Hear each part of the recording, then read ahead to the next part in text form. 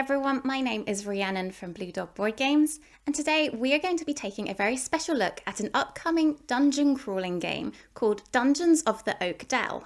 This is a dungeon crawling print and play game, and you are taking the role of a hero to explore the caves and dungeons within Oak Dell. Along the way, you're going to be gaining equipment, leveling up, and hopefully beefing yourself up in order to try and take down either a boss at the end of the dungeon or destroy 3 evil shrines along the way by spending skills that you obtain. We're going to be doing one of the shrine scenarios today, just because I think that that's my favourite way to play. I think that's a really slightly different take on the dungeon crawling genre, and we're going to be playing the slightly easier map today as well, so it is just a round or two longer than some of the other maps that you get in the game. If you did want to get your hands on this game, this is going to be an upcoming Kickstarter on the 17th of September, so I will pop a link to that campaign down below in the description. And also, do bear in mind that this is going to be about a 2-week-long campaign, give or take a few days. They anticipate the game to cost roughly €6, I believe it is, or 12 if you want to get all the content available. So we're all set up ready to go, so let's get going. So here we are in Dungeons of the Oak Dell. This is going to be a dice rolling game, so we have 3 black die and 3 white die, which we're going to be rolling and then placing out on this dice wheel. And the value and the colour is going to be associated with how far you can move, where you're going to be drawing your lines from, what colour they're associated with, and the sort of attack that the monsters are going to be doing to you. This is our hero over here, and we have some skill trees, we've got our health bars at the top, and our body where we're going to be hopefully obtaining some more equipment. And we already have a piece of equipment here, which is seen by the big thick black line. And we are going to be hopefully collecting some potions as we go around. We already start the game with 1 yellow potion. This is the dungeon map that we're going to be using. So you'll see there is 3 different shrines here, and we're going to be spending skills at these shrines once we get there to hopefully destroy them. And finally, we've got our little level 1 monster down here. So he's level 1 at the moment. As we move around the dungeon, we're going to be finding level 2s and level 3s. And usually you'd find the boss, but we're not going to be facing a boss today. So unfortunately, there might be a bit of glare because all of this stuff is laminated. But hopefully, if it's too bad, I'll put overlays on. But we will have around each monster a circle of coloured dots, basically. And so we're going to be drawing lines from these dots and crossing them over. If any lines that you cross cover the body, basically cross at the body, you'll be doing damage to your monster. And then once they're defeated, you draw a new one, etc, etc. They basically just follow you around the dungeon. But anyway, this is not going to be a tutorial. I'm going to be explaining what I'm doing as I go, and hopefully that will just give you a really good idea of how the game plays and whether this game might be for you. Another really neat thing to say though is I have 3D printed a couple of the bits, the STL files that do come with the game. I suspect you get all of the all-in bundle. So we have like a shield half here, which is going to be acting as our ruler as we draw on our little map. Unfortunately, I didn't get a chance to paint these. And there's notches on here, which will tell you that this is a 2 centimetre division, which is important for one of our potions. And I've also got a nice hilt on my sword for my roll and write pen, which is really cool, really thematic. I loved that, and they print really nicely, just to say. So to start the game, we're going to just go straight into it. We're going to be rolling all of these die and then placing them out on here according to their value. So 2 white 5s, so they're going to come over here. 2 black 4s, 1 black 6, and a white 2. So each round we get to draw 3 dice. In the solo mode, we will be choosing our die to draft, and then we will be locking out the highest value die next in line. We always take black as priority in terms of locking out. So if I draft let's do an example. If I draft a die and then there's 2 6s left, 1 white, 1 black, the black will be locked out. So I'm just thinking right now, I'm starting my dungeon crawling adventure here. I am coming into the cave here. So do I want to go left or right? And how far do I want to move? I'm just going to try and find a little pathway to map out. I'm thinking of going left first of all, because it's not too clear on the overhead maybe, but there's 3 divisions of this dungeon. So at the moment we enter and it's a level 1 dungeon, hence why we've drawn a level 1 creature to start the game. But then as we still come up here, it turns into a level 2, and that's around here as well. So as soon as I come up here, I'm going to be meeting level 2 monsters, and I don't want to be too under-leveled for that. So I think actually I might try and go left and dither around the middle a bit and then go and get this shrine. I think that might be good. During your turn as well, at the end of that particular dice drafting phase, you're going to be attacked by the monster. If you are somewhere where there is light, so you'll see there's wall torches here, you get to -2 from their roll when they roll for their attack. And the higher the number that they get basically is going to be more damage to you. So it's in your best interests to try and keep that number as low as possible. So being in light will allow you to react quicker, so you will get less damage, hopefully. And we also have some torches up here that we can spend. We start the game with 2 torches. I think, therefore, I'm going to try and either move 1, 2, 3, 4, or actually 1, 2, 3, 4 up here. I think I'm going to try and move 4 up here. Then I'm standing in the light. This little pool that you may see will allow you to heal too. Now, I really like the health system in this game because it's quite a flexible damage taking and healing system. You don't really have a maximum health. So if I stand on one of these pools, I'm going to get 2 extra health. And I just really like how all of that works. It's very easy and easy flowing. So I'm going to try and move 1, 2, 3, 4. And I'm going to look at any of the die to see whether I can move 4 with any of them. And the black die tend to be those that allow you to move more. You can move either 3 or 4 with black die, or up to 1 and 2 with white. So I'm going to go ahead, I think, and draft this black 6, because this is going to allow me to move 4. So I'm just going to put that over here. That means that's going to lock out the next highest die. So we've got 2 white 5s, so I'm just going to place that off to the side. He's locked out. So now I move. So I think I'm going to crack straight on and 1, 2, 3, 4. Oh, I could go up that way instead and get a green potion. Yeah, actually, we're going to change our plan. So we're going to go 1, 2, 3, 4. Now you'll see that we've passed through a green potion. So I'm going to circle that. That's available for me to use at any point during my turn, or during the monster attack phase, that will be, because this one does damage to a monster.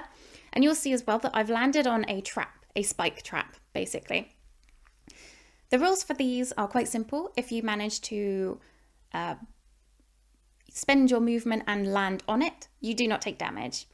If you spend your movement and you pass over it and you don't stop on it, you take damage equal to the level of the dungeon that you're currently in, which for me at the moment it would be 1 damage.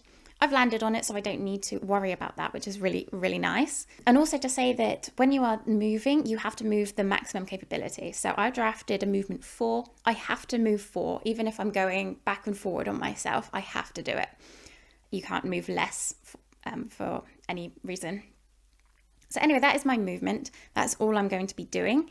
The next thing that I do is I get the chance to attack. So let's have a look on the chart. So a black 6, it allowed me to move 4, and it's associated with yellow. So this means I can draw a line across the monster anywhere on him, as long as it starts from a yellow point. And I have to connect another dot, basically. Now, I'll probably put an overlay up, but you will see some symbols as well. So you'll see there are keys, and these will allow you to open doors in the dungeon, which will be housing chests, and the chests allow you to get equipment. So it's really, really nice to think about getting some of them. But otherwise, you've got 3 other symbols, and they are associated with this here, this skill trees. So you've got extra damage that you can deal to monsters. This is using points on your monster that you have already used before. So once a point is used, you're not supposed to use it again. But if you wanted to use it again, I can tick off one of these skills and reuse a point on the monster. And this is basically shield, so decreasing the damage. You have little extra bonuses that you can grab along the way as well. So let's just actually think about it. It would be really nice to get a key, although I'm just trying to look now and I'm not really nearby any keys. Oh, I am. I could get one for up here. So if I could cross the key, that would be really good. I'm not sure I'm going to be able to with a yellow point though. Another thing to be aware of is that this is not intended to be a game where you are using your ruler to 100% check where all your points are. That is what one of the potions is for. So the yellow potion allows you to basically, during this stage, trial and error as much as you want about which dots you're connecting up before you commit to drawing one of your lines. So I'm just going to try and do it by eye and hope for the best. You've also got to bear in mind as well that you're only going to be doing damage to the monster if your lines intersect over the body of the monster. So you may be getting one of the symbols, but if the line is not drawn over the monster body, it's going to be useless in terms of attacking later on in the round. So a really interesting concept, this monster attacking phase. Okay, I think we're going to go from this yellow point down here and go to the green in the top right. And that actually crosses a shield symbol. So I'm going to tick one of these off. So now I can basically got a shield of 2. I start with 1 and I've gained another one. And I don't do any damage because I have not intersected any other lines. So all I'm going to be doing now is proceeding to the monster attack phase. So they have a black die. We drafted a black die and we roll it. Right, before we do that, I need to think about whether I want to spend one of my torches. Do I want to light a torch? At this stage, no. We're just going to deal with it. So let's roll a 1. Perfect. So what we do now is we have a look in this table here. So it tells you for a white and a black die. If I roll a 0, they miss. If I roll a 1 or a 2 on a black die, I do get 1 damage. So I am going to block it. I think I may as well use these blocks while I've got them. So I'm just going to scribble that top one off and I do absorb that damage. And that's all we do. It also gives you like a summary of if you're in light, if you've got a torch or there's a wall torch, you -2 from the value. So that is our first phase and we lock that die out and we proceed again. Draft 1, lock 1 out and go through the same procedure. It's very simple once you get going. Now I'm really eyeing up this key and I think if I drafted a die that allows me to get a red or a blue, I'm not 100% sure whether I'd be able to do a damage. I can't quite see it. I think I miss. I'm also very lenient with myself in this game. If I think it's basically just missed, I role play it as that the bullet or my sword strike has just nicked the top of his skin or his fur or something. So I do count it as a damage. So we're going to be lenient today because this is a hard game. So I want a blue or a red basically, but unfortunately, that's not really what I want because, well, we're going to do it anyway, I think, because this is only a movement 2. Ideally, I want to move 4 so I can do 1, 2, 3, 4 and stand in the light. But we're not going to do that. We're going to draft this white 5, lock out the next highest die. And so I'm moving only for 2. So I'm going to move here and here. I've passed a torch symbol, so I get to actually draw a symbol, circle a new torch, and I've landed in a life pool. So that makes me heal for 2. So all I do is I come up here and I circle 2 extra hearts. They are available health for me going forward. And just to say as well that you are able to like double track on yourself, backtrack anywhere in the dungeon, but all of these things are used up basically. I don't think it says in the rules about the wall torches being used up. I roleplay that as that they are still there, but you can't go around collecting the same potion again and again. They're gone. So I have drafted that, so that means I can draw from a red. So I'm going to draw from this red and hope that it crosses and gives me the key. Oh, let me think about it. Does it go from yellow instead? No, I think that misses the key. We're going to do it from this blue. Good. So we are getting the key symbol at least. Yeah, okay. So we're not going to be that lenient. It misses him by half a centimeter below him. So we're not going to do a damage, but we have crossed off a key. So that means I can grab this key here, and that's available for me to use. So his phase, we're just going to be rolling. We're not going to be spending a torch. We're just going to go for it. So we rolled a 2, and for a 1 or a 2 with a white die, he misses. So that's perfect. We just lock that one out. The white die are, because you are taking a bit of a penalty with movement, you're not moving so far, you actually get to, the damage that the monster is going to be dealing to you is usually less. So that's quite nice. And then finally, we've got one last thing to draft. So I just need to think about how far I want to move. I would really like to move 4, because then I could, which direction am I trying to go in? 1, 2, 3, 4. I could go and get some extra equipment, which would be amazing. I think I might go and do that. So let's draft this black 4, lock out that die. I'm going to move 1, 2, 3, 4 into the treasure room. So I do unlock the door with that key. And I get to choose an item. Now, I don't know all of the symbols off by heart, so we're going to have a look together to see what we get for that. So if I choose the helmet to pick up, that means when using a torch from the equipment or a wall torch, you can subtract 3 instead of 2 from the dice roll result during the monster phase, which would be actually really nice. That could be really invaluable. Let's have a look at the next ones.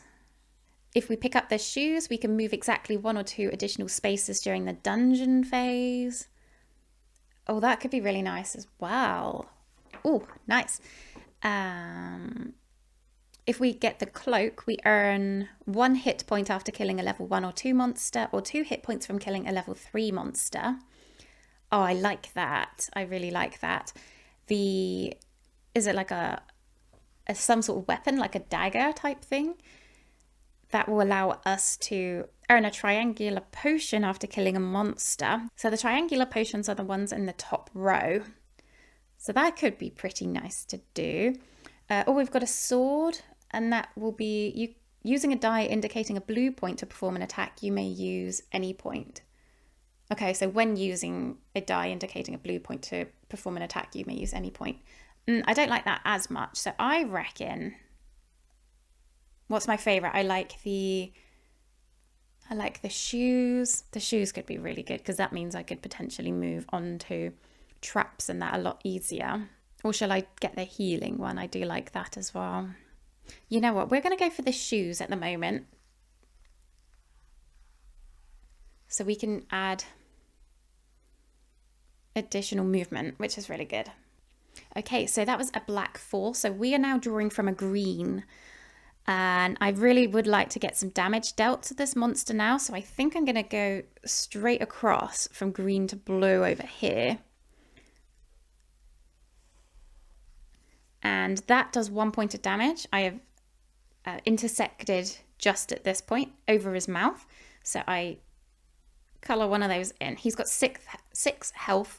He technically has 8 health, but those extra 2 would mean I would have to do that extra 2 in the killing phase, like kill him with the extra 2 in one go to get an additional like loot item.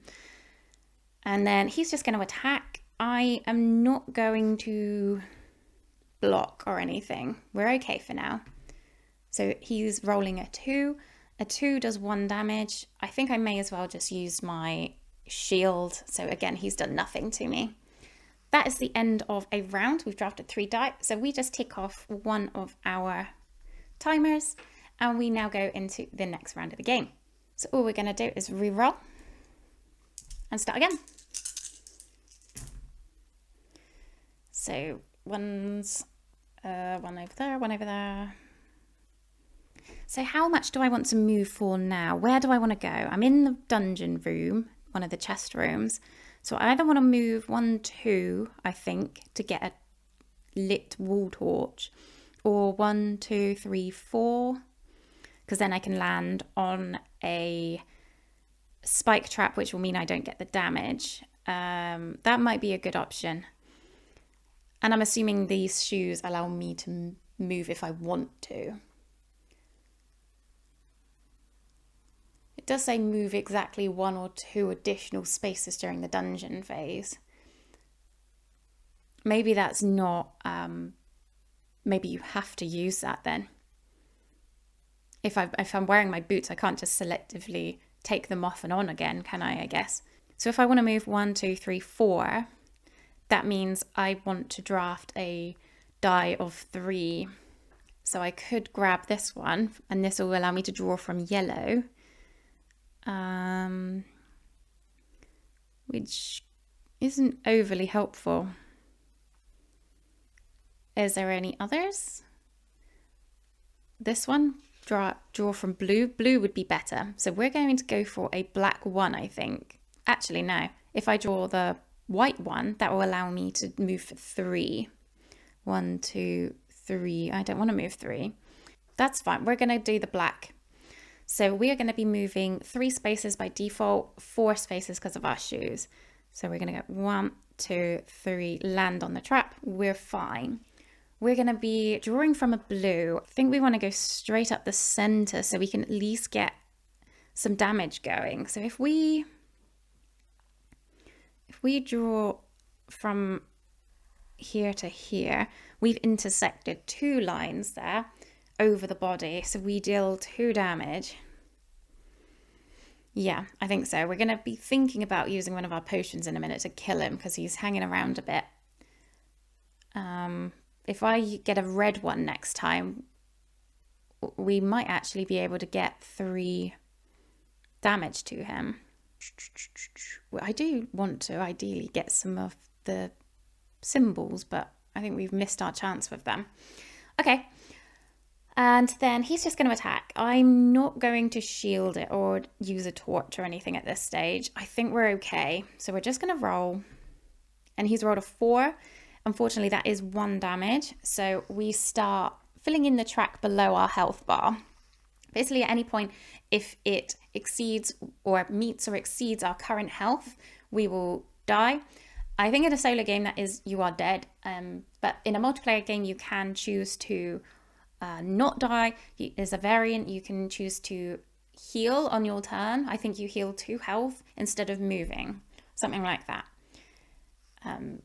But I haven't played this one multiplayer, so I'm not entirely sure of those rules in their entirety. So at this point, I think I want to come... I'm not too worried about the yellow potion. I think I would like this red potion though. And I also really need to start gaining, because I'm coming up to this shrine and I need to spend 2 of this middle skill point. I've only got 1.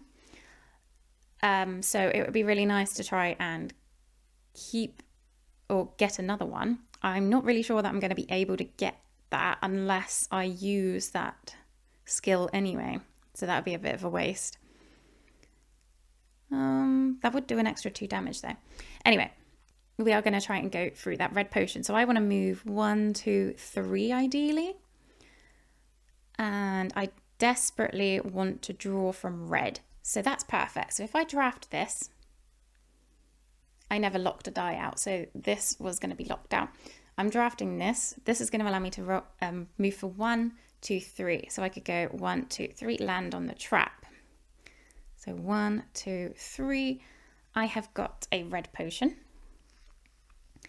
And I can draw a line from red. So yeah, I'm going to have to go red to red, I think, at this point. There's no point in going red to yellow because that's not going to give me any damage or icons that I can see. So we're going to go red to red.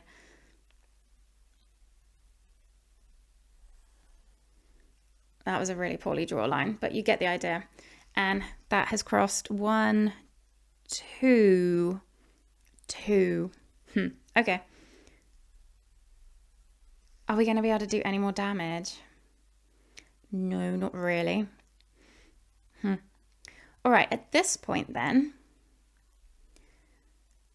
do I want to use a potion to just kill it? I think maybe I do. So I think when you are using potions, you can use up to 2 on your turn, and you can only use 1 from each row. So we've got this top row here, which are the triangular potions, and this bottom row, I can't remember what they're called. I'll put it up in the subtitle. But so I'm going to be using this green potion, which allows me to cross off any point, unused point. So I'm just going to cross off this bottom point here to deal a damage to the monster. I've dealt a damage. So I now have killed him. If I've got an ability to do another 2 extra damage to him, I would gain an additional bonus here from killing him by getting a red potion, but I have not really got any ability to do that. So I'm just going to ignore that, but I do get a bonus here. So in a minute, well, I'm getting ahead of myself in a minute, but we're going to be getting one of the skills. So I've attacked. That's great. So we move on to the monster phase. So he has now exceeded his health. He's got 6 out of 6 health. So all we do now is we gain our bonus.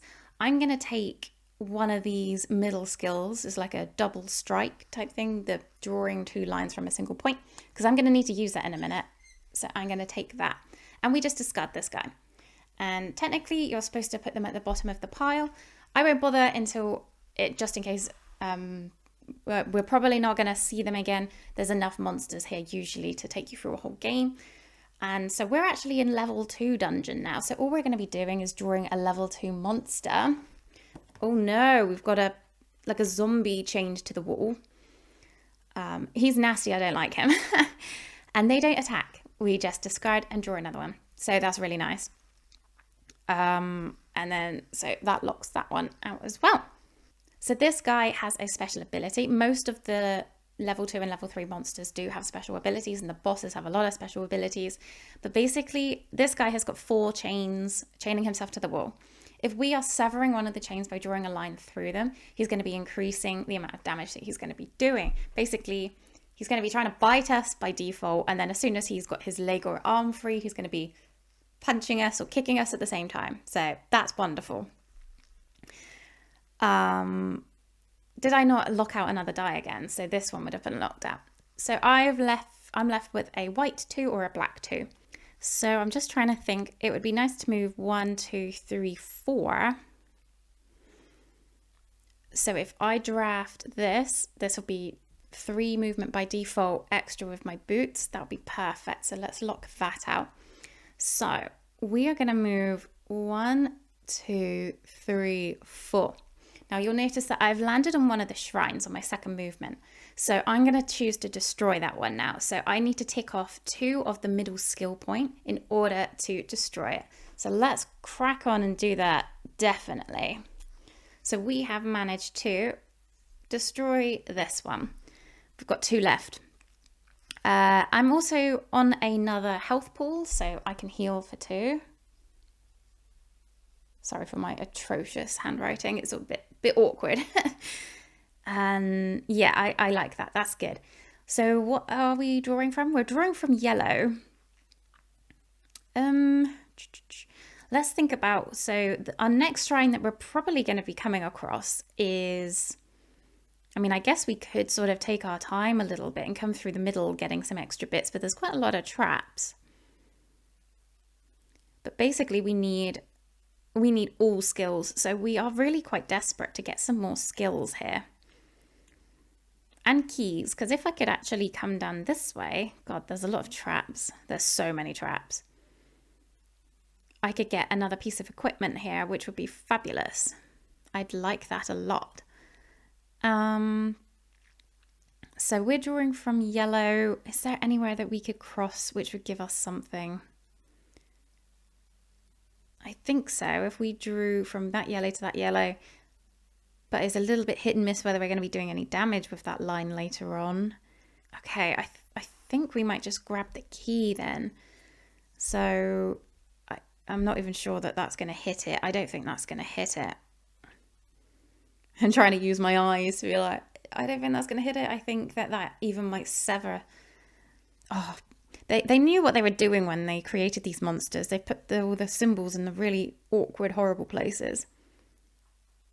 All right, we're not going to do any of that. We're going to chop him in half this way.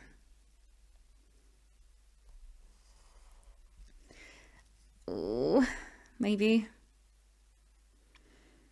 We really, really have to get some of these icons. I've changed my mind. Changed my mind.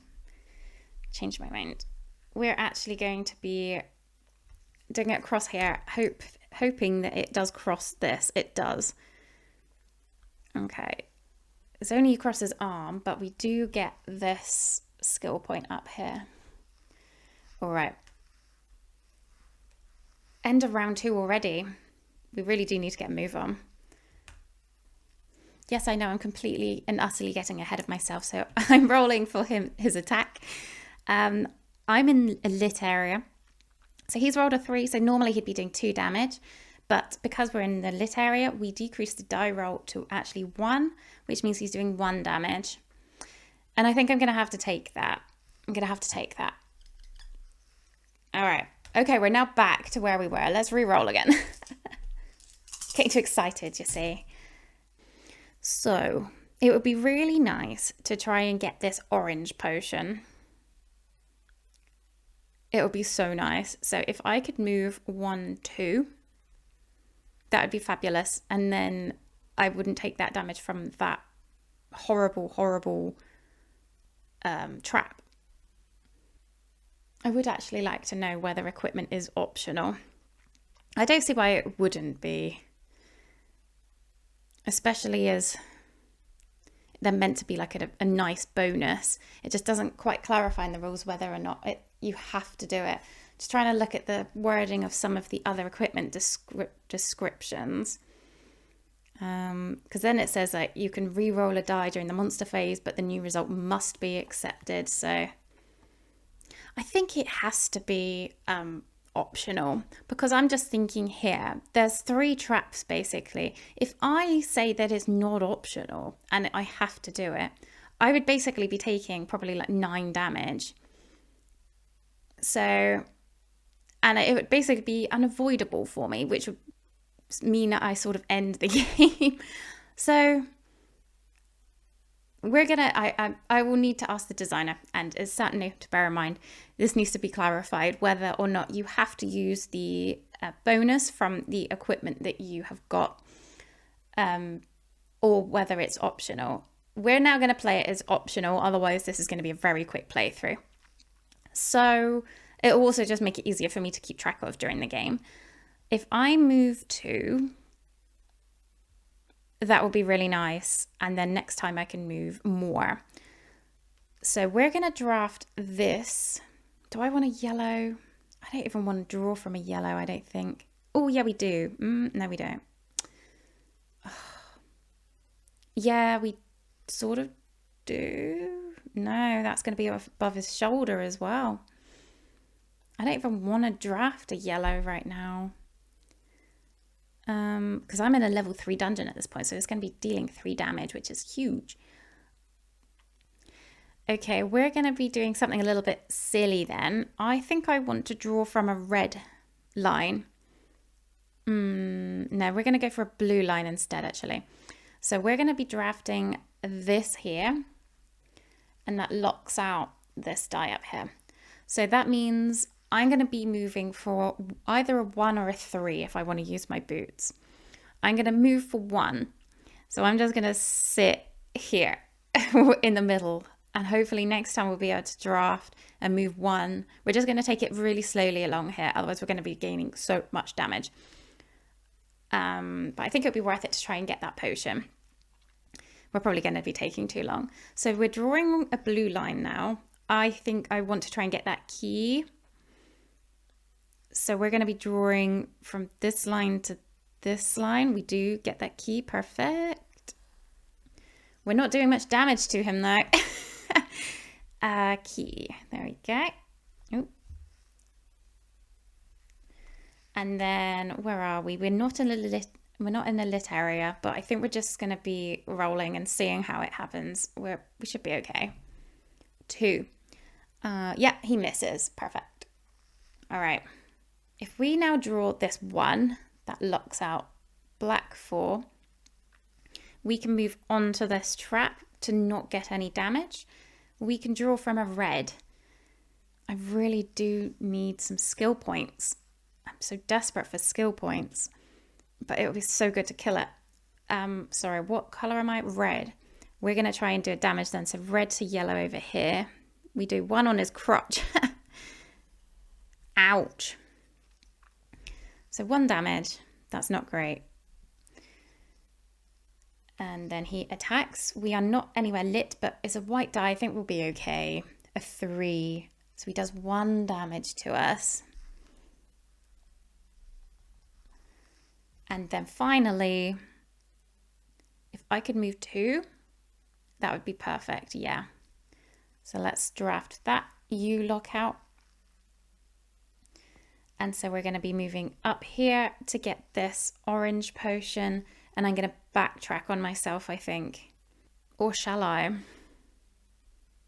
No, we're not going to. We're going to power through. 2, we're going to land on this trap instead.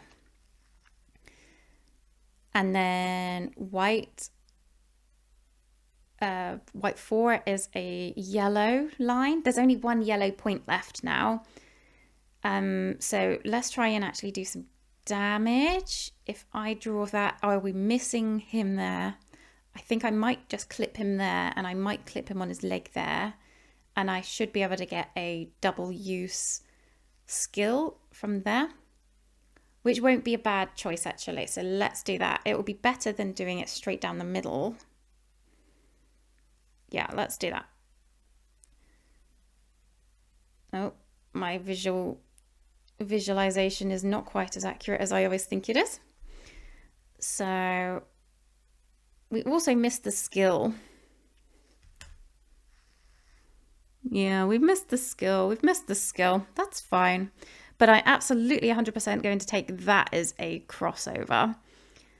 So we do 1 damage to him there.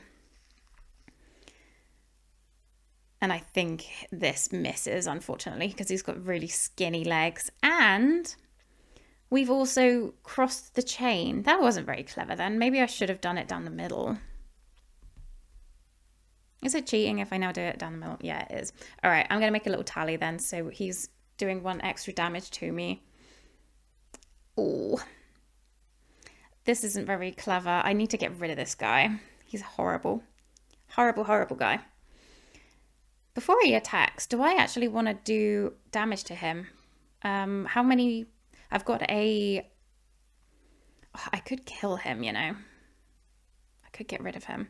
I could do a 2 centimeter line, but then 1, 2, 3. I'm just trying to think how much maximum damage could I do? I could do 1, 2 there. Oh, there is a way that I could do 1, 2, 3 damage to him. 1, 2, 3. Trying to blink and wink. I think I could probably... Let's do that.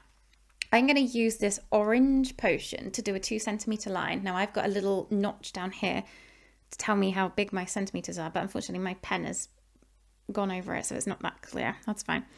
We're going to be drawing it right up the middle here. So I'm going to cross through 3 lines. It doesn't need to be too accurate because it's 100% able to do all of that. So I've crossed 1, 2, 3 lines. So I've done 3 damage to him. He's got 1 health left. We could use this red potion to kill him now. I'm not going to. We're going to just see how it goes. So let's roll for him. We're not in a lit area. Shall I shield? No. 4. So he is down doing 2 damage to me because I've released one of his limbs. His limbs are released. Okay, we need to be careful with our health now. Next round. Yeah, I've only got 1, 2, 3, 4, 5, 6 health. Oh, yeah, I'm not looking great. Oh dear, not a lot of choice here either. Yeah, I'll see if I can find out what the I'll put this in the wrong place. What the intended rule is in terms of the equipment, whether it's you have to use it or not. And I will try to remember to put it in the description of the video before this goes up. So if you're watching at this point, you can double check what the rule will be going forward. But I think especially with those boots, that's going to make the game exceedingly hard. It will just basically knock off certain areas of the map for you if you don't use it as a optional bonus. So even though thematically it's like you've already got these boots on, they'll make you walk faster, but there's no reason why you can't stop yourself from walking. But I don't know. Maybe you have a change of outfit halfway through. All right, so it would be really good if we could move just one space. We are not able to move one space. Oh my God. All right. We're going to have to heal soon. That's poor. We're just going to have to take that damage then from those traps, which is awful. All right. So let's just move forward quickly then. 1, 2, 3. We want to move 3 so we can at least use one of the torches that we have on the wall. And we are in desperate need of a shield, which hopefully I might be able to get somehow. Hopefully. I'm not sure whether I can. If not, we'll have to come and do this shrine first. We'll see what we can do. So yeah, 1, 2, 3. We need to move 3. So we're going to have to draw this one, which locks out you. So 1, 2, 3. We take 3 damage. Ouch, ouch, ouch. 1, 2, 3. This is looking poor. This is looking really poor. We do get a nice purple potion though. And now we can draw a line from a yellow point. I don't ever have any yellow points left. All right, we will change what we're doing then. So we're not moving 3.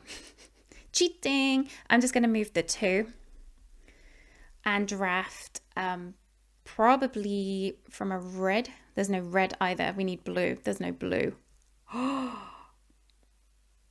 Sugar puffs. I've never had this before. Oh, that's really poor. All right, we're going to go with the original plan. Oh my gosh, that's so poor. Never had that before. Okay, so we're going from a yellow point. We physically cannot draw anything from a yellow point because I don't have a skill which will allow me to draw from a line already drawn. So we're going to have to go straight into the monster phase. And I can't afford to just take damage. Oh my gosh. We're going to have to use this purple potion then. I think we're going to have to. It's such a waste. Such a waste. But we're going to have to. Otherwise he's going to attack. We're going to die. All right. So we're going to use the purple potion. This allows us to make 3 cuts basically. But we can use 2 common points. So we're going to go from 1 point to 1 point, from that point to another point, from that point to another point. You're technically not supposed to double up on your point usage and on top of those unless you use the additional strike skills. So I'm going to have to probably not utilize that. I'm going to have to go from the blue to the green, and then I wonder if I can actually cross off some skills as we go. Probably not. I don't think I can get a shield. I could go blue, green, down there and up there. Let's just try it. Yeah, I missed that completely. But we do kill it, so that's good. Oh, yeah, we do get this skill, so that's good. So that's this skill here. And then we could do straight up to the blue. And we would also miss the shield up there. So he is 100%, 150 million% dead. But that was a pretty poor show on my part, I think. So, monster phase, we get a nice green potion to heal our wounds. And we do get a skill. Now, what skill do I want at this point? We're next to this. So I think maybe because we're looking a bit poorly, do I have a key? I have another key. We're going to try and get to this point then. Doesn't really matter. Let's spread them out. So we're going to get a shield. Yeah. Okay. So he disappears. And we are actually in a level 3 area. So we're going to be drawing a level 3 monster. And he's not too bad. Okay, he's got a special ability when basically he's got 3 rounds. You have to kill him within 3 rounds, otherwise he flees, and he deals damage according to his remaining hit points, which isn't fun.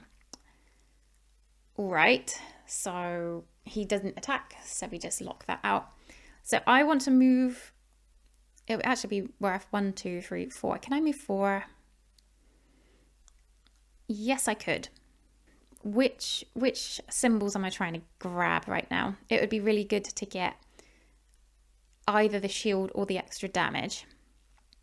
So if I actually did a line across there, I think I could get the shield. So that's red or yellow. So that's fine. So let's grab this white 5, which locks out this. So I'm moving for 2.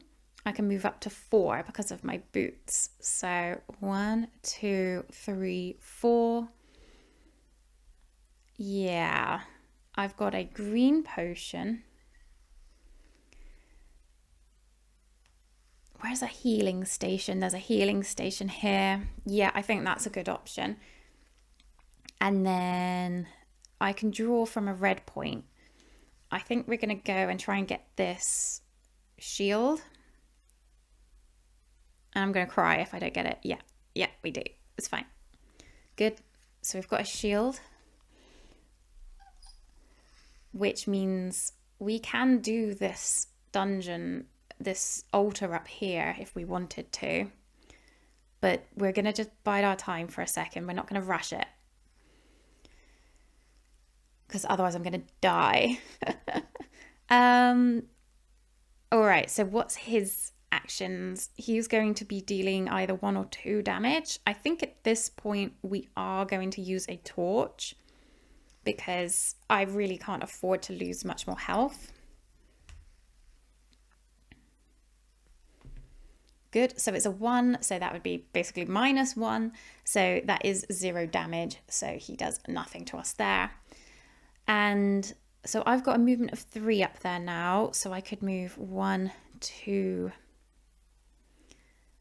So it's either a movement of 3 or a movement of 4, so I could go 1, 2, 3, 4. Yes, perfect. Do I want a yellow potion? Not really. So we're going to be drafting this and move 4 because of our boots. So that's 1, 2, 3, 4. I have passed another torch. I have sat on my healing space. Thank God, we desperately needed that.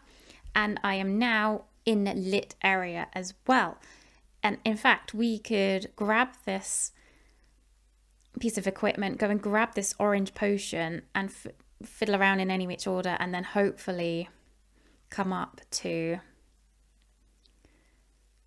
sit on the trap. Something like that. Okay, so no, I need to attack him from a yellow space. Oh, how are we doing with keys? We've got a key up there. What it could be good to do is come down this way. If we manage to get this blood drop symbol somehow, where have I? Yellow. If I draw from yellow to yellow to the red, yeah, that yellow to the red, I won't do damage to him. But I've just forgot, by the way, we need to fill in one of his coffins at the end of his trigger, because he didn't attack me because I blocked it with the torch, but he still needs to fill in one of his coffins because he has 3 rounds and then he flees. So I think I might actually just try and get that symbol. I could use this skill, because you will see that there's these green ones which are like branching between 2. Because I've got the skills either side of that, I have an additional skill, which means I can discard the monster that's doing their phase and draw another one. So I could avoid the damage if it's going to be too high. I think I might do that. So we're just going to try and grab this blood symbol. Perfect, we do get it. We don't do any damage to him, but we do have enough skills to actually complete the game now if we survive. And his go. Are we on a lit space? We are. All right, we're just gonna have to roll then. 3. So it's actually a 1 because we're on a lit space. So he does no damage to. Oh yeah, he does. He does 1 damage to me, which is a bit rubbish actually. I don't want the damage, but oh well. Gonna have to take it. Gonna have to take it. We're still on 1, 2, 3, 4 health. we're hanging on by our tendrils. So he's going to flee at the end of the next round. I have to do 5 damage to him. It's fine. We'll just deal with that. Next round, we've only got 3 rounds left as well. That locked out. It should have been locked out. I really would love to get this key from him because I can use a key here, and ideally I'd like to get this piece of equipment up here as well. So I want to be able to attack from a blue spot, and the only blue die is this one, which means I can move 1 or 2. So I'm actually going to do that. I'm going to draft that, lock you out. So I'm going to move 2, and I'm going to move down here to get this orange potion back up to be in the lit space. And attack from blue space. So I'm just going to draw across here to get this key. I don't do any damage to him. Perfect. And I'm now going to use this special skill. So I'm going to remove him from the game. And I draw a new monster. We are actually in, where are we? We're in level 2, so we get to draw a level 2 monster. And these guys get to attack during this monster phase instead. So otherwise I was going to be getting 5 damage, and I just don't have enough health for that. So I thought that might have been a better option. Unfortunately though, we've drawn these little monkeys, and they're not very nice. So we've got 2 skeletons, and they're going to be each attacking. So we roll the die twice, and that's not fun. We're on a lit space though, and we've got a white die, so we should be okay. All right, let's try it. So left guy is going to attack first. He's got a 5, so it's actually a 3. He's going to be dealing 1 damage. I've got a plan. I don't think we're going to be able to get to do it to fruition. Should we just take the damage? We're going to take the damage. It's only 1. Let's just take it. And then the guy on the right is also going to attack a 1. So -2 from that. So we're absolutely fine there. Perfect. I was going to say that I was going to start using my shields here. I need them for this shrine, I know, but when you are obtaining equipment, because I've got a plan to get this piece of equipment over here and this piece of equipment over here, whether or not I can do that in enough time, I don't know. So I was going to get the helmet and the cloak, and you'll see that there's some dotted lines between them. If you get these 2 pieces of equipment, you get this bonus, which is going to be 2 shields. So I could use the shields I've got and then use the final 2 shields that I'd get from the final piece of equipment to pay for this shrine. Whether or not I can do that and I have enough time, I don't know. Next phase then. So we want to move at least 1, 2. If we could move 3, that would be great because we need to get a move on. 1, 2, 3. I think we're going to have to move 3. We're going to have to move 3. In which case we have to draw this one here. And that locks out this. Yeah, that's all we can do. Oh, I could have drawn the 1 from a red. Yeah, let's do that actually. Because then I can use my boots. And that locks you out. Yeah, I think that's a better option. So 1 into here, I use a key. And then my extra 2, I'm going to go out into the sunlight and into the trap. So I've got a piece of equipment. We're going to take... Which one should we take? They're both really good actually. We're going to take the healing at this point. I should have maybe done that one as my first one. I'm not sure. And then we've drafted a 1. So we get to hit from a red point. I really would love the skills. So if I could do a cross, hopefully I can get both of their bodies and that shield symbol. Whether or not that's going to happen okay for extra hits at some point, I don't know. Yes, so I get a shield, which is very nice. And then they're going to attack. I am going to use a torch. I can't afford to take much more damage here. Good, so he's rolling a 1 technically with the torch. And that doesn't hit me. The guy on the right is going to attack me. He is rolling a 2. And because it's a white die, that misses as well. Okay. Oh, we really have to move it. 2, 3, or 4. 1, 2, 3, 4. I think we're going to move 4 then. Actually, but then I'm going to have to... Yeah, let's move 4. We're going to move 4. We're going to take this guy to do that with. So that's 1, 2, 3, 4. I have gained a blue potion and another torch.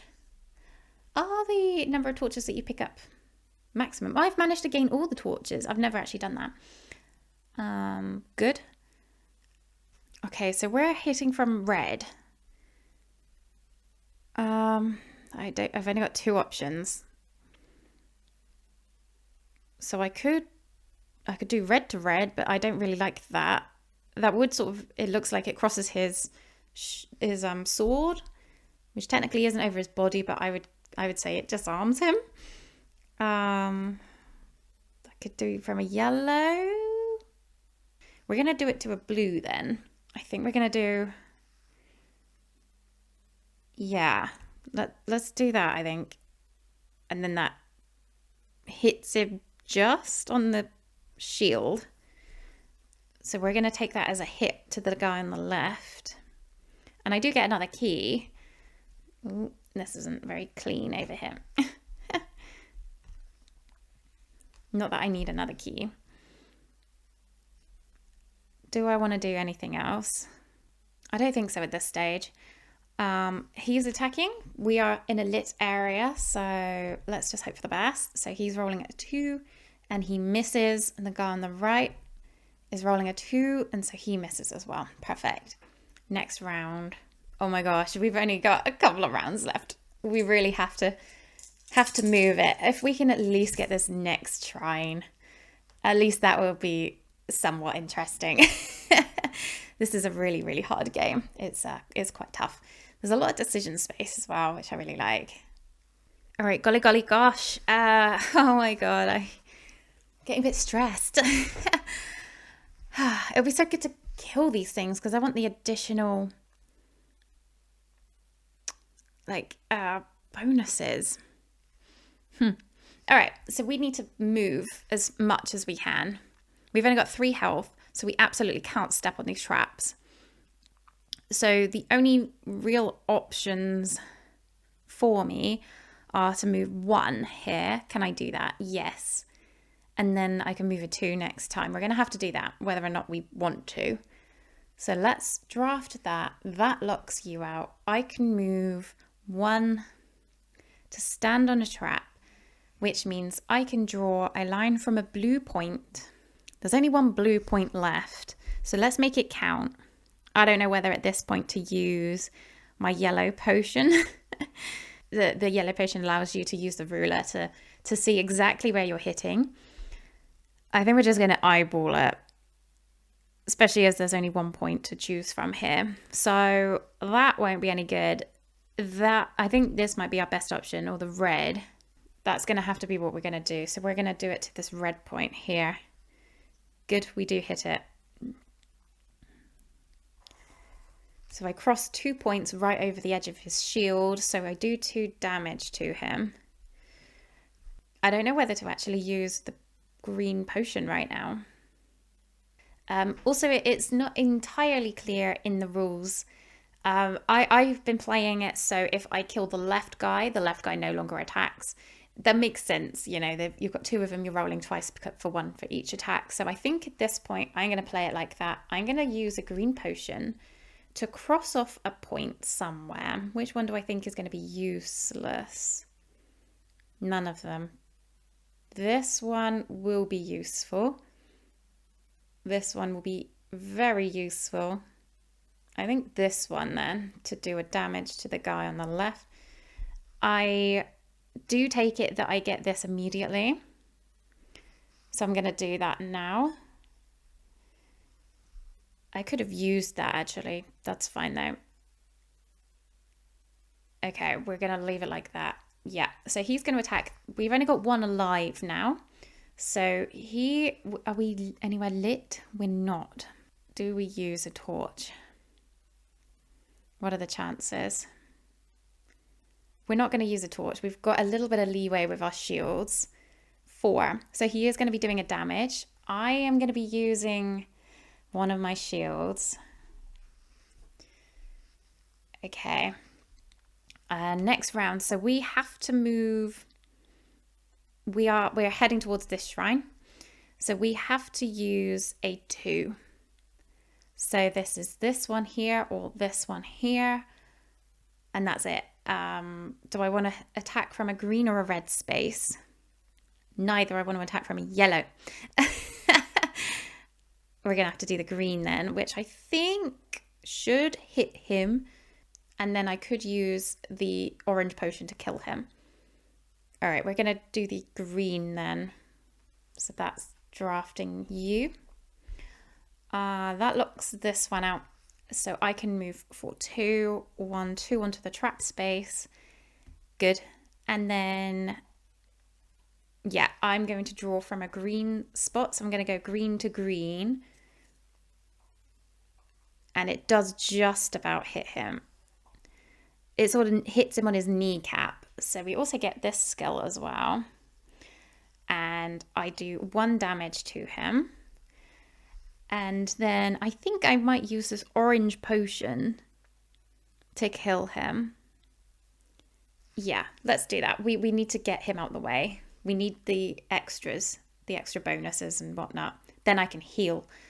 So we're just going to do a 2 centimeter line somewhere. It doesn't matter at this point because what I can do is just draw it here. 2 lines that I've crossed. I do the final 2 damage to him. I get this bonus.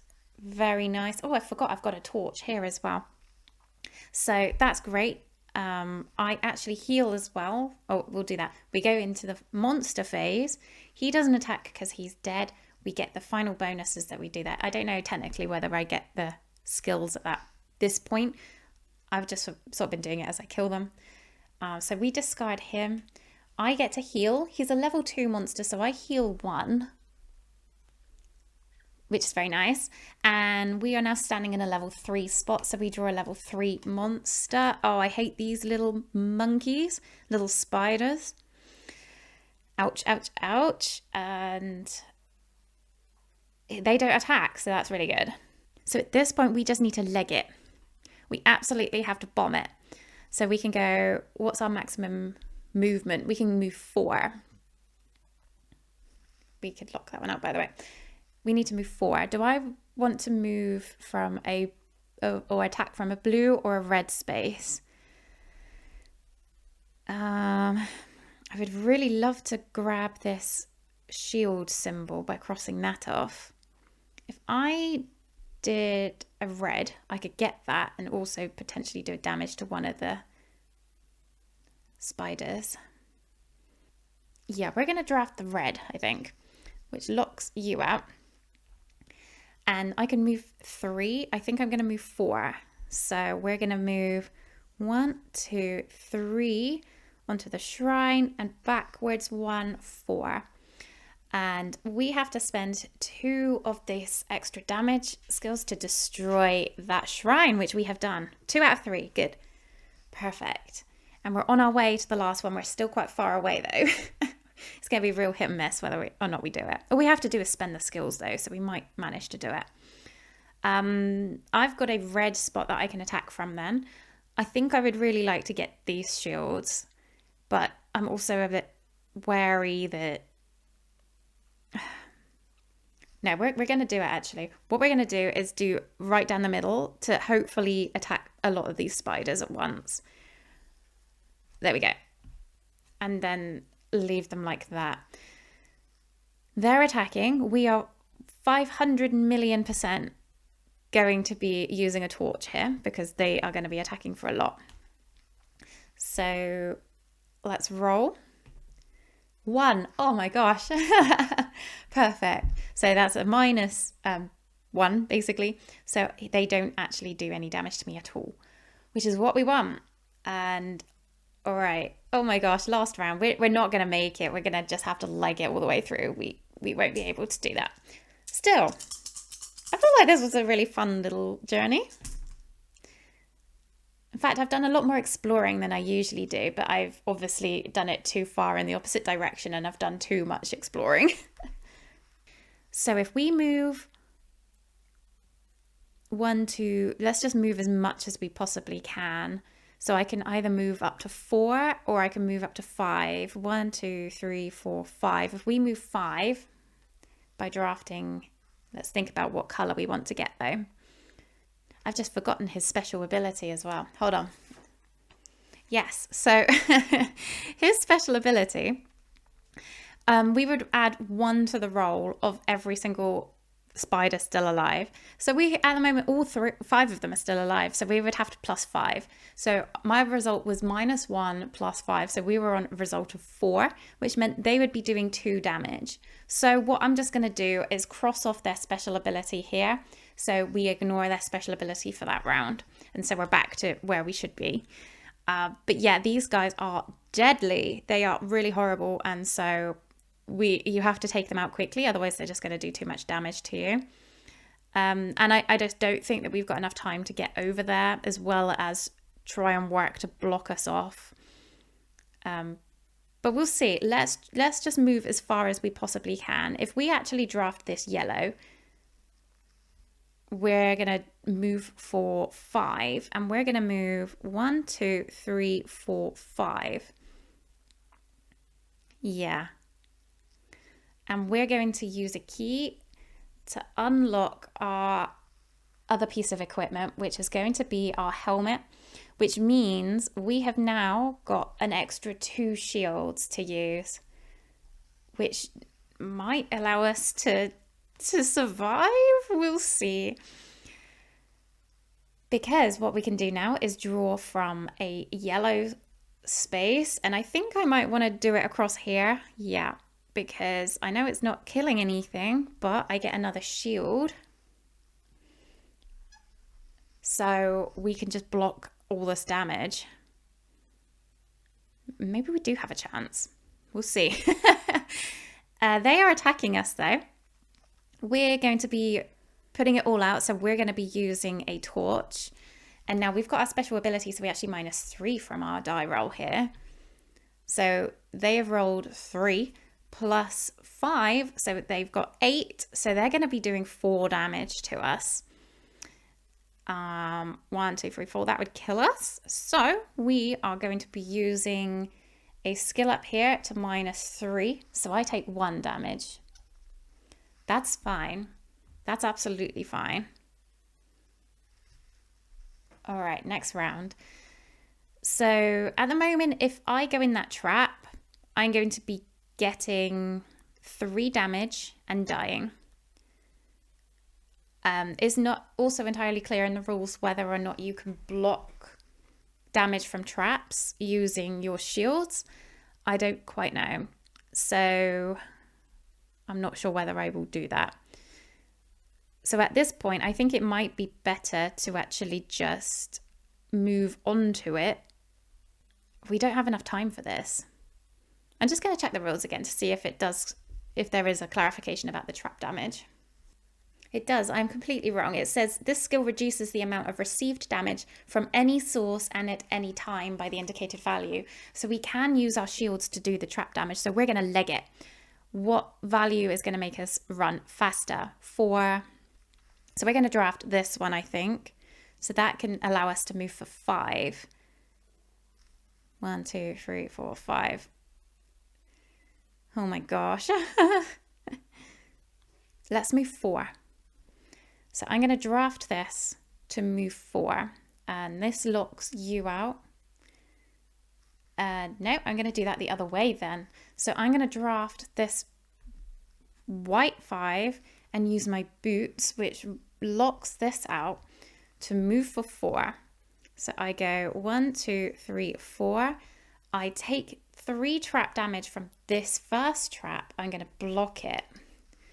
I get a yellow potion on the way, and I now sit in another trap. We're going to do it just about. Oh my gosh. And then I can draw a line from a red space. Can I kill anything? I'm going to use one of these yellow potions now so I can fiddle around as much as I want to. What's that going to do? That's going to give me -1. That's going to give me -1. So yeah, we can kill something now. So let's just go ahead and kill this guy up here. And that's this guy here. Good. And then attack phase, we are absolutely, let's use this torch because I keep forgetting about this torch up here. And so roll for that. So it's a 1, so it's a -1 plus 4 left, so that's 3. So that means they're going to be dealing 1 damage to me. I can take that. I'll take that 1 damage. Perfect. And then I didn't lock out my die again, did I? That was that one, so that one locks out. So good. We're on our last round. We need to move 1, 2, 3, and we can do it. Okay, so last round, and we can do it. We can do it. So we're going to draft this here, which locks this out. I can move for 3. So I can move 1, 2, 3 on the final space, spend both of my remaining, well, I do have 1 extra actually, shield spaces to get this final shrine and dissipate all of the evil from the dungeon. Wow, that was close. It doesn't also clarify, I don't think, I'll have another check, as to whether you have to like survive the round. I think the goal is to just destroy the shrines and you win. So in that case, I have won. If not, I'm not sure I'll be able to survive. We probably will. We've got a 2 shield here that we could do. We've got another torch we could use. I'm not sure whether I used my final key. I think I was meant to use my final key. 1, 2. Oh no, we're okay with keys. Yeah, not sure. Also, I don't think I was minusing 3. I was minusing 2. So we're comfortably in the win in the very final round of the game. So anyway, that is Dungeons of the Oak Dell. What a trip that was. I think I've actually covered a lot of ground. Usually I take a little path over here, do this shrine, and then do it around the outskirts. But I really did do a little bit of weaving in and out this turn, which I actually think was quite a lot more exciting. And I got a lot more variability in potions and skills and all of that. So that was really fun. So I will be back in a moment where I share my final thoughts on this game. I hope you've enjoyed the playthrough, so thank you for joining. So just sharing some final thoughts on Dungeons of the Oak Dell. When I received the email about this game and I realised that this was a print and play, I sort of rolled my eyes a little bit, I must admit. There's quite a lot of print and plays out there that I do feel are very samey. I do enjoy print and plays, but because of the limitations and components, I just have a preconception that they're going to be quite simple and not a lot to it. And by the time you've put the effort into printing them and making them playable in terms of laminating and all of that, it's just a little bit too much effort for their worth. But I had a look at the rulebook for this one just to see, because I don't want to, push anything aside without sort of making a bit more of an informed decision. And I was totally wrong about that idea. I was really impressed. It really made an impression on me about how exciting the combat was in this game. It's so unique. I've not seen this sort of thing done before. Utilizing the potions and the ruler mechanism to really sort of focus your attacks where you need them, but also being tempted along the way of those extra icons to get your skills and the keys for the dungeon, which means you probably won't be able to deal damage, but it's balancing whether that's going to be more useful to you in the long run. I thought that that was super, super unique and a really exciting new way to approach battling in a game. And so I was really quite excited to give this one a go, and I have not been disappointed. I also really like the fact that there are dice in this game, which I thought may sort of skew this game for me in terms of feeling too lucky. But actually the way the die are used is very clever. I really like the fact that there's two different colors, which allows you to move differently. With the black die being more risky, you can move really quickly around the dungeon, but you have to be aware that you're going to be probably taking a lot more damage that way. I really like how they compare in that regard.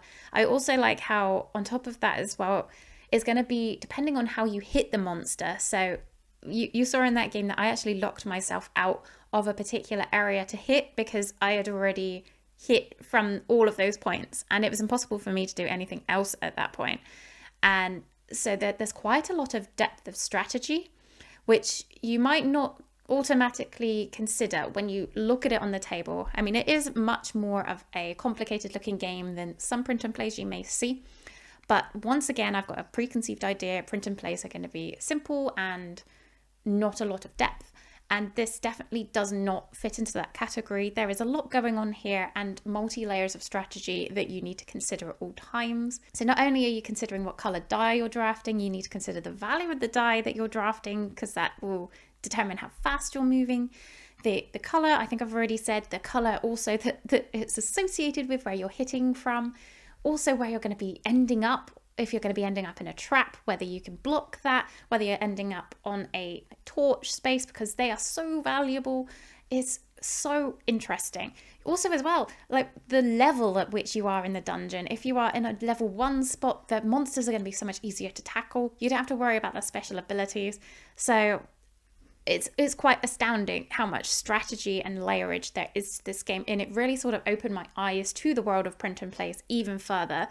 As I said, I do really enjoy print and plays, and it's something that I started to get into last year a little bit more, and exploring a lot more like homemade versions of games, and because that's a whole other world, that's a whole other hobby in itself, and they're definitely worth putting the effort into. But there's been a few duds, once you have put the effort into making them, they've been like a bit of a one shot for me, or I didn't think it had enough scope. This definitely is a very impressive version of a print and play for me, and I'm really, really glad that they reached out to me. I'm so excited to get this one to the table even more. So going into the combat a little bit more, I really enjoyed that aspect especially. I think that is where this shines through in terms of being quite a standout game compared to others that you may see in this category. I really did. It's quite funny because when I first read the role of some of the potions, the yellow potion allows you to use a ruler to sort of see where you are going to be drawing from instead of visualizing it in your head. And at first, again, I rolled my eyes a little bit. I was like, that I'm not sure that sort of thing fits in a game. It's just a mechanism I'm not sure I like. And I would much rather just sort of use strategy instead of missing because of eyeballing problems, especially if you've got like visual problems. But I didn't mind it in this game, and actually what I found was I was using all of my repertoire of everything I had to hand to my fullest extent, and I actually felt that was it attested to how well designed this game was. Sometimes in games, and video games especially actually, but sometimes in board games, I can gain some sort of resources, and I've never really found that my strategy always utilizes all of them to the best of their ability. Whereas in this game, I feel like you really have to pull all of your punches from everything. You cannot ignore your equipment. You cannot ignore your skill tree. You cannot ignore the bonuses you get from your skill tree. You cannot ignore the potions. The potions are so paramount to you winning the game. If you are triggering the death of a monster at the right time, you can really save yourself a lot of damage and also buff yourself up in the skills that you need at that right point. I felt that this was very well balanced in that regard, and I actually felt that I was getting a really complete and wholesome experience. Not wholesome, that is not the word for a dungeon crawler, but a whole experience of a game instead of having some superfluous parts, which I find may not always fit into the theme or fit seamlessly into the mechanisms and the flow of the game, this definitely is not that. And I really, really appreciated that. And I do find myself using those yellow potions sometimes. There are occasions where I just give myself the benefit of the doubt. If I feel that if I draw a line wrong and it's because my eyes are just rubbish, I will admit, put my hands up, I will sometimes rub it out and ignore the fact that I did that, because sometimes it ends the game too early and I just want to see the experience through. And as a solo player, I do not find that a problem at all, and I absolutely I'm fine with that. And I actually then utilize the yellow potions for a little bit later on in a round where I've got multiple lines already on the monsters, and I want to therefore see how I can maybe kill them in one shot or set myself up for a really good hit next time.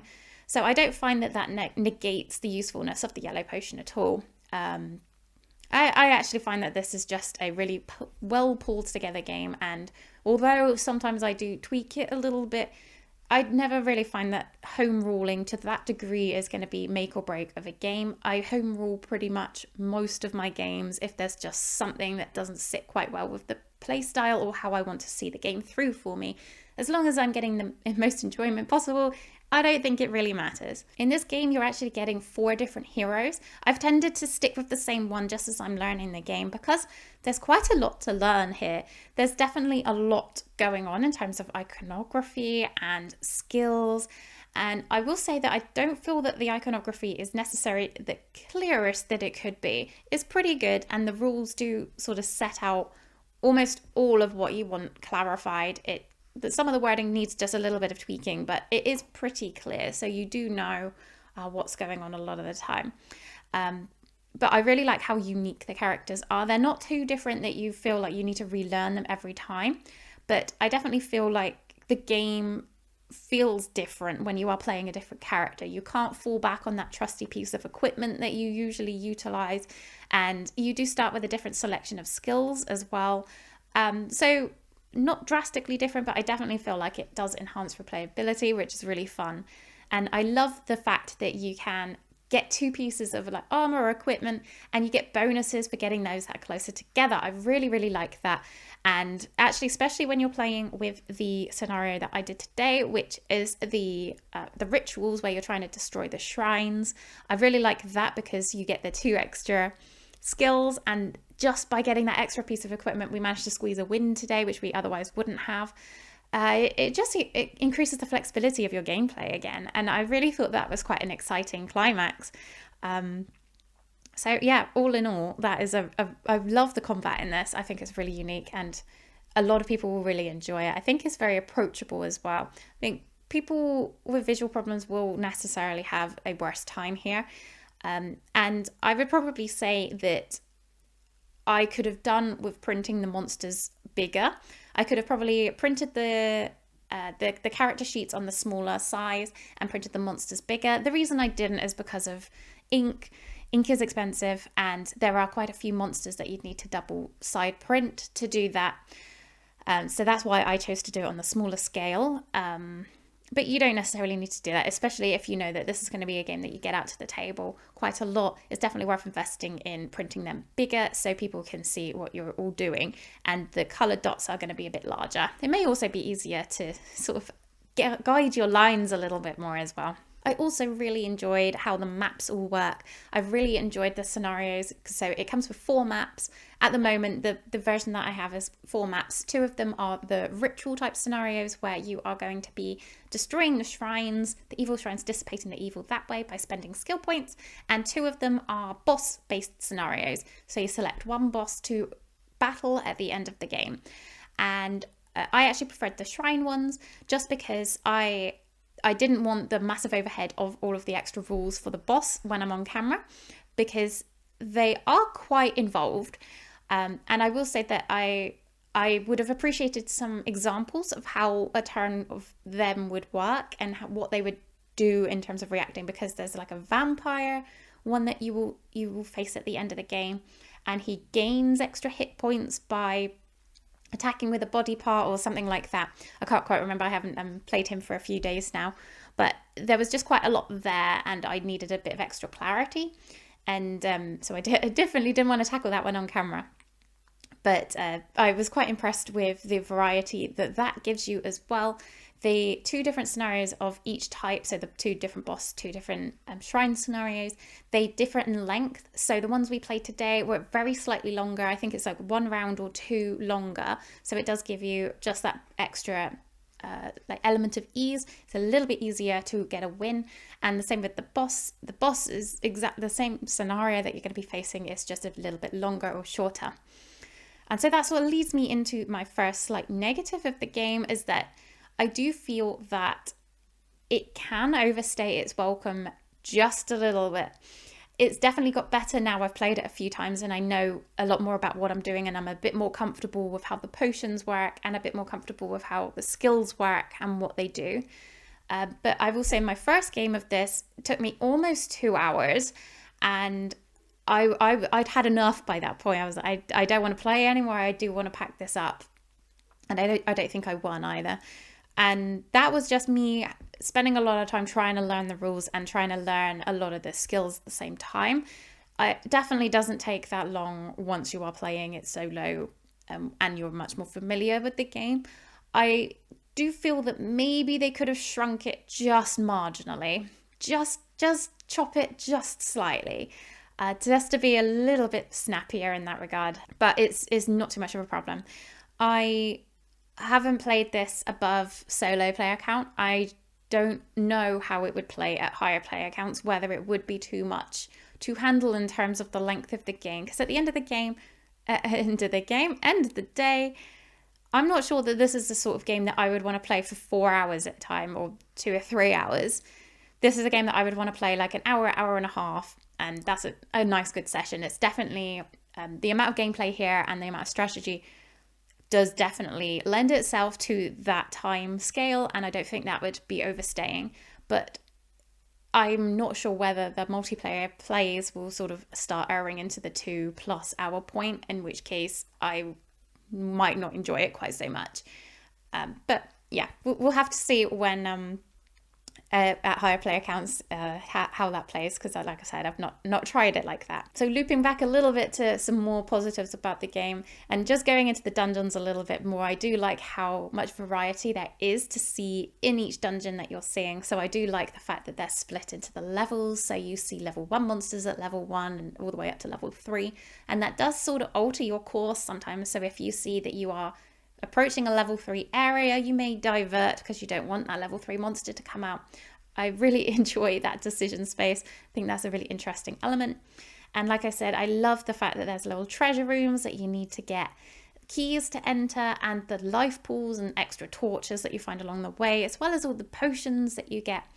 It makes it just quite exciting to try and plan your route around, and it also doesn't feel too restrictive that if you are committing to one space and you actually find yourself locked into a particular area, you can just backtrack and go a different way. There's lots of different pathways you can take.